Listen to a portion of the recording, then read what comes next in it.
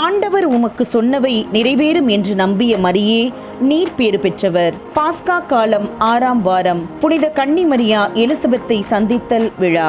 மறையுறை சிந்தனை. பரலோகத்தின் கன்னி புனித மரியாளின் திருநாளை மையமாக கொண்டுள்ளது.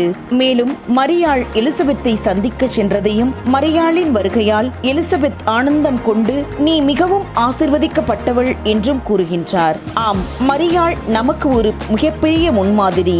எனவே நாம் அன்புடனும் கருணையுடனும் பிறருக்கு உதவ வேண்டும். புனித மரியாளின் திருநாள் நம்மை அவரை போல பிறருக்கு அன்பை பகிர்வதற்கும் தேவையின் அழைப்பை அடையாளம் காண்பதற்கும் மற்றும் எதிர்பார்ப்பு இல்லாமல் பிறருக்கு உதவி செய்யும் மனப்பான்மையை வளர்க்கவும் நினைவூட்டுகிறது.